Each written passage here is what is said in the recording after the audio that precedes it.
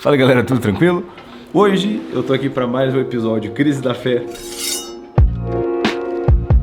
Não uma crise que aconteceu ainda e não vai acontecer, mas por mais que seja engraçado, é uma pergunta frequente pra caramba. Então, vamos lá. A pergunta de hoje para evitar uma possível crise da fé. Se comprovado a existência de vida inteligente fora da Terra, como lidar com essa situação?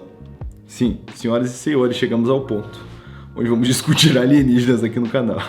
Assim, eu sei que a pergunta é engraçada, mas ela não é besta, né? Pelo menos do ponto de vista, assim, da lógica, né? De ter uma conversa. Qual a aplicação teológica diante de uma ocasião como essas? Então, eu já tive essa conversa com os meus cunhados. Foi uma conversa de horas muito interessante. Se você não conhece meu cunhado, David, ele tá mestrando em teologia. O bacharel dele é em teologia histórica e filosófica. Então pensa no guri crânio, né, para conversar sobre as coisas de teologia e suas aplicações com o mundo, é muito legal. Inclusive no passado ele fez uma pregadinha aqui no canal muito boa, muito divertida.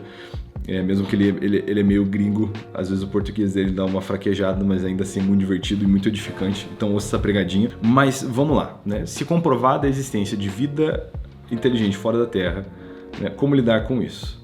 Em primeiro lugar, esconde suas vaquinhas, né? Porque você já viu o que acontece, a abdução de vaquinha é muito frequente.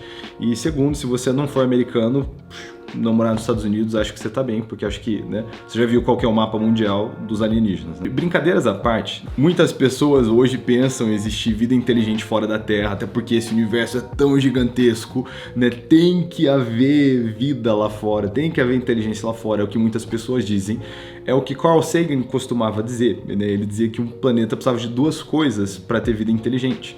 Que precisava ter tá num sistema solar com uma estrela massiva que nem o Sol e ter um planeta como Júpiter para ser o para-raio dos asteroides. Feito essa conta, né, dados os planetas e sistemas que a gente conhecia, tinha muita possibilidade de ter muita vida lá fora. E foi nessa época que se construiu o ouvido do espaço para ver se conseguia escutar algum alienígena fazendo uma ligação lá fora. 20 anos depois, os dois critérios já tinham passado para mais de 200 critérios para se haver vida em um planeta. E o ouvido e o olho do espaço continuam não achando nenhum sinal de vida inteligente lá fora. E eu pessoalmente tenho uma opinião e tenho um texto que eu baseio essa opinião, mas eu quero começar da parte lógica e eu já vou falar desse texto. O que nós vamos olhando, percebendo, não encontrando vida lá fora, dada grande chance, tanta probabilidade, eu acredito, é porque a vida na Terra, obviamente, não é um resultado das condições perfeitas. Pelo contrário, a vida na Terra ela se adapta a todas as condições, inclusive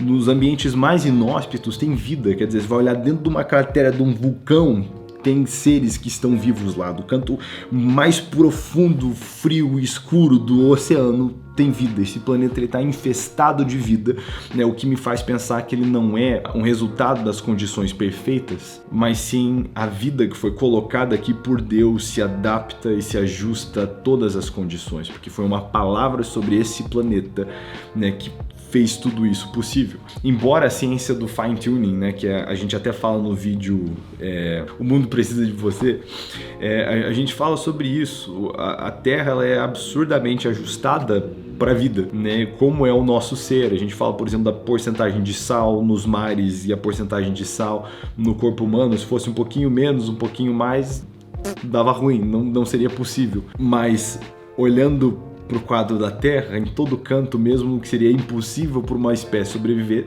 tem outra. Você já viu aqueles... Olha esse bichinho aqui. Esse filho da mãe sobrevive tudo. Tudo que você consegue imaginar ele sobrevive. O ponto é, parece que a vida foi inserida e não que ela é uma consequência, né? Tentando ter um pensamento que vai conciliar o que verte a minha cosmovisão, que é a palavra de Deus, mas com lógica física, química e biológica de olhar para o meu planeta. Embora o meu conhecimento sobre essas coisas seja muito limitado. Mas eu quero chamar a sua atenção para uma passagenzinha em Provérbios, no capítulo 8, que é o que me faz pensar que nós estamos, afinal de contas, sozinhos nesse vasto universo. A partir do versículo 22. O Senhor me criou como a primeira de suas obras, o princípio dos seus feitos mais antigos. Fui constituída desde a eternidade, desde o princípio, antes que a terra existisse. Fui gerada antes que houvesse abismos, antes que houvesse fontes cheias de água. Nasci antes que os montes fossem firmados e até que as montanhas existissem. Quando ele ainda não tinha feito a terra com seus campos, nem sequer o princípio do pó do mundo. Salomão falando pó do mundo. Quando ele preparava os céus, lá estava eu. Aqui, uma personagem de Provérbios é a Lady Wisdom, a sabedoria, né, personificada. Mas nesse momento tem uma mudança. De repente já não é mais a sabedoria personagem. Preste atenção nisso. Quando ele preparava os céus, lá estava eu. Quando traçava um círculo sobre a face do abismo, quando estabelecia o firmamento em cima, quando se firmavam as fontes do abismo, quando ele estabelecia os limites do mar para que as águas não ultrapassassem sua ordem, quando traçava os fundamentos da terra, eu estava ao seu lado como arquiteto. A cada dia eu era o seu prazer, alegrando-me perante ele em todo o tempo. Alegrando-me no seu mundo, tendo prazer no Filho dos Homens. Então, a A21 aqui disse mundo, mas, por exemplo, a RA diz regozijando-me no seu mundo habitável e achando as minhas delícias com os filhos dos homens. Então, Tebel Eretz aqui, mundo habitável, singular, o mundo habitável, me faz pensar que nesse escopo da criação existe um mundo naturalmente habitável. Isso é uma ideia. Um dia eu peguei fazer um devocional. Não dá para construir uma doutrina em cima disso aqui, mas me faz pensar no porquê o nosso mundo é habitável, afinal de contas. Então, antes desse mundo existir, o Senhor se alegrava no mundo habitável e se alegrava na humanidade que ainda não existia. Ele está falando do projeto, da planta da criação. Então, esse texto me faz pensar que é uma possibilidade, né? E a grande possibilidade que eu pessoalmente acredito que não existem alienígenas. Mas, né, tá rolando umas paradas mó esquisitas nos Estados Unidos, para quem tá acompanhando, né?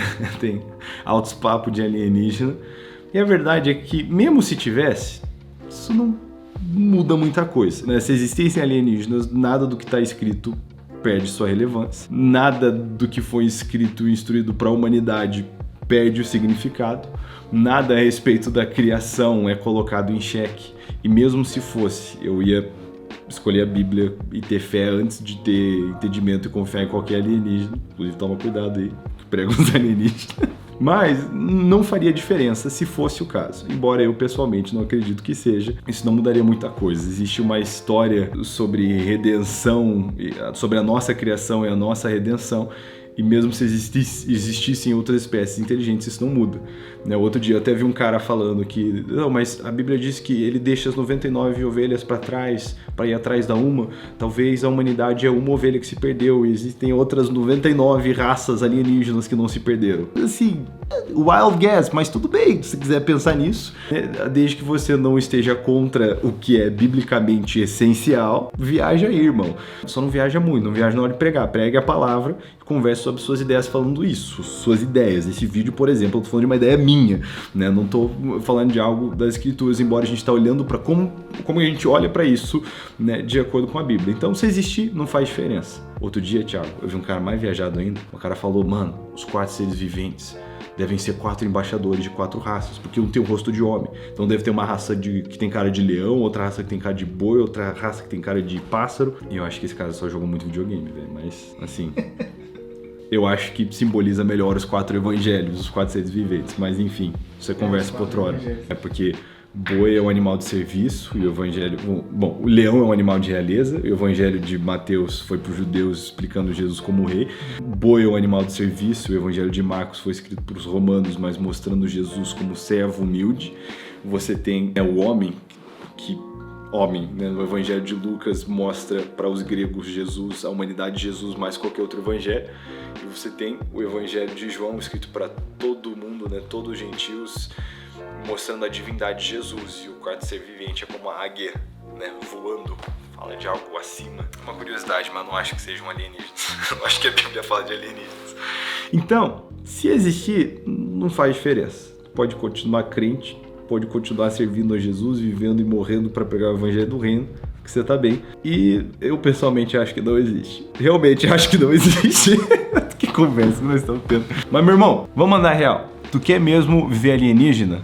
Então vamos servir a Jesus e ir pro céu. Porque pensa no que são seres viventes. Olha essa descrição. São 4 seres que têm, né, forma humanoide, mais 6 asas cada um, coberto de olhos por toda parte, tá? Cobertos de olhos, e cada um com o rosto de um bicho diferente, de acordo com João e com Isaías. Ezequiel diz que cada um deles tem as 4 faces, o que é ainda mais alienígena. E esses são alguns dos seres viventes que vão habitado no mesmo céu que a gente. Imagino que são as outras criações do nosso Pai. Se tu quer ver os alienígenas, melhor tu ficar bem crente, estar em dia com Jesus, perseverando no evangelho que te foi anunciado, para não ficar de fora. Então, fica firme para participar das bodas do Cordeiro com os seres viventes que parecem alienígenas. Beleza? Beijo grande, abraço gigante, como diria o meu tio Adriano.